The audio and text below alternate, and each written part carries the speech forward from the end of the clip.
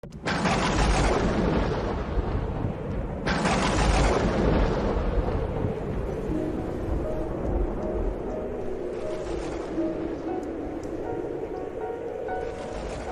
ce temps-là, les 72 disciples que Jésus avait envoyés revinrent tout joyeux en disant, « Seigneur, même les démons nous sont soumis en ton nom. » Jésus leur dit, « Je regardais Satan tomber du ciel comme l'éclair.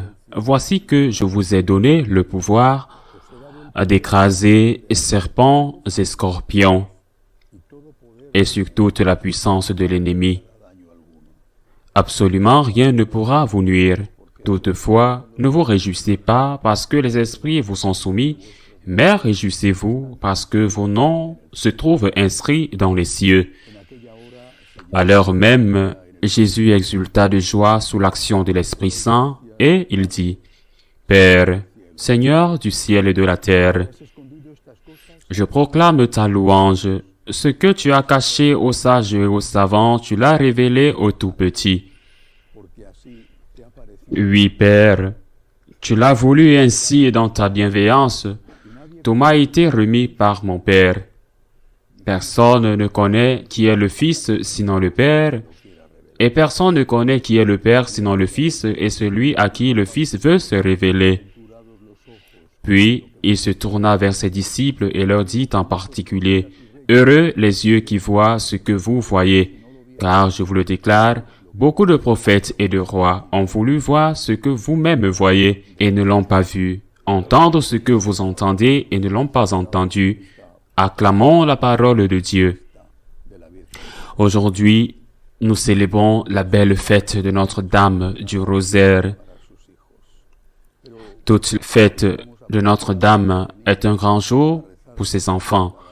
Mais lorsque nous sommes habitués depuis l'enfance à prier le rosaire tous les jours, cette fête nous remplit d'une joie particulière et nous rappelle ses premiers pas dans notre vie. Lorsque nos mères nous ont appris à prier l'Ave Maria et nous ont appris à nous rendre avec dévotion à l'église devant les images de la Vierge, et il y avait toujours plusieurs invocations différentes pour prier, remercier et demander de l'aide, pour demander son intercession. L'évangile d'aujourd'hui commence par le retour des 72 apôtres qui sont très heureux. Le texte dit, parce qu'ils ont chassé les démons et Notre-Dame, la Vierge, qui est la reine des apôtres, elle est, plus que quiconque après notre Seigneur, celle qui chasse les démons,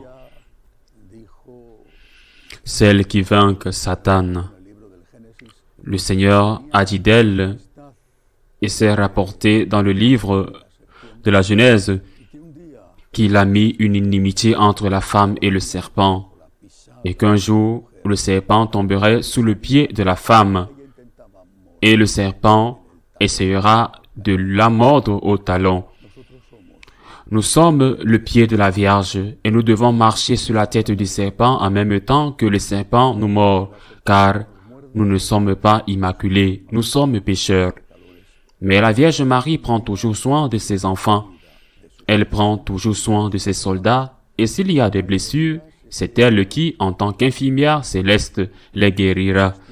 Nous sommes aux ordres de la Vierge Marie pour combattre avec elle, qui est notre capitaine. Ce combat qui durera jusqu'à la fin du monde, contre l'ennemi, contre le diable. Mais Jésus dit, il dit aussi aux apôtres, « Ne vous réjouissez pas parce que vous avez chassé les démons, mais réjouissez-vous parce que votre nom est écrit dans les cieux. » Nous pouvons également nous référer à la Sainte Vierge. Elle est la porte du ciel. Nous le disons dans les litanies, elle est le réconfort des affligés. Elle est l'aide des chrétiens, elle est le refuge des pécheurs. Il y a une histoire. C'est une histoire. Ce n'est pas une réalité, mais c'est une belle histoire. C'est qu'un jour, Saint Pierre au ciel va voir le Père éternel et lui dit, « Il y a des gens ici que je n'ai pas laissés entrer au ciel. Je ne sais pas où ils sont entrés au ciel. mais je ne les ai pas laissés entrer. Il charge alors l'archange Michel de faire une enquête, de demander à tous ceux que Saint Pierre n'a pas reconnus comment ils sont entrés au ciel.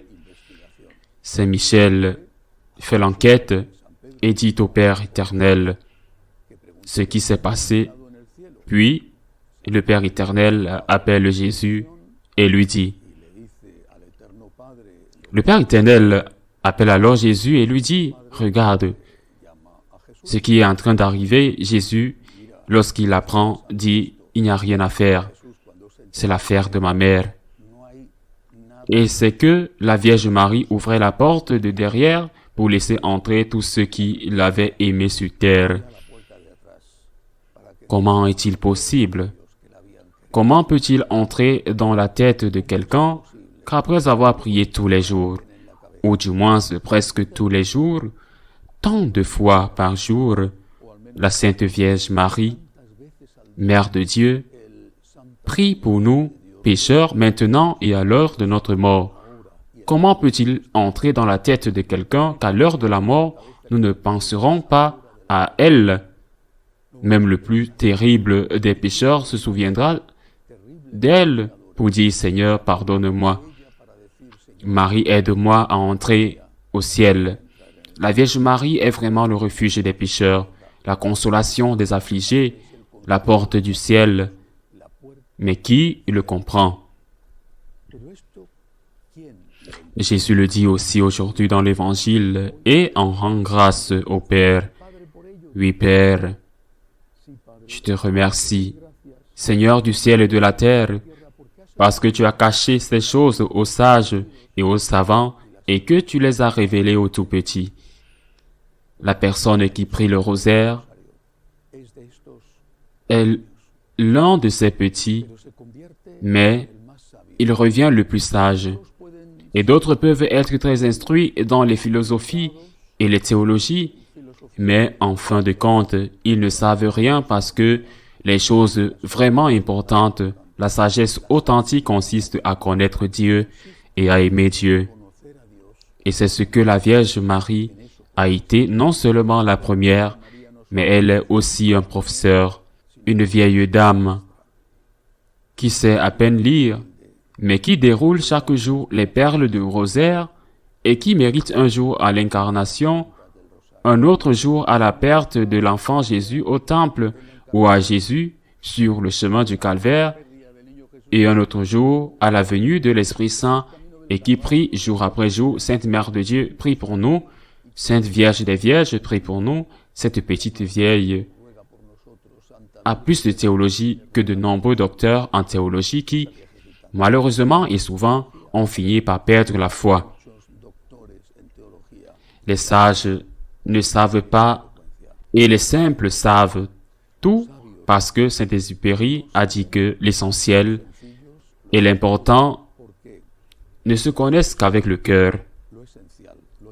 Quand on a le cœur fixé sur la Vierge, on est dans le cœur de la Mère et donc dans le cœur de Dieu. Et on a cet autre regard qui aide à ne pas désespérer et qui aide à faire confiance seulement dans les moments les plus difficiles. Je ne veux pas terminer sans rappeler encore une fois l'invitation que je fais cette semaine à rejoindre une petite communauté, en l'occurrence les franciscains de Marie, où la Vierge est pour nous, après Dieu, ce qu'il y a de plus important. Si nous ne vivons pas en communauté, si nous ne pouvons pas nous réunir avec d'autres frères qui partagent notre foi, même si c'est à distance, même si c'est dans l'intimité de ta maison, nous ne pourrons pas résister aux attaques de l'ennemi. La Vierge a besoin de ses soldats pacifiques, mais courageux. Elle a besoin de son armée pour continuer à lutter pour la défense du Christ et pour la défense de l'Église. Aujourd'hui, nous confions à la Sainte Vierge Notre-Dame du Rosaire le soin de protéger l'Église en ces temps difficiles. Ainsi soit-il.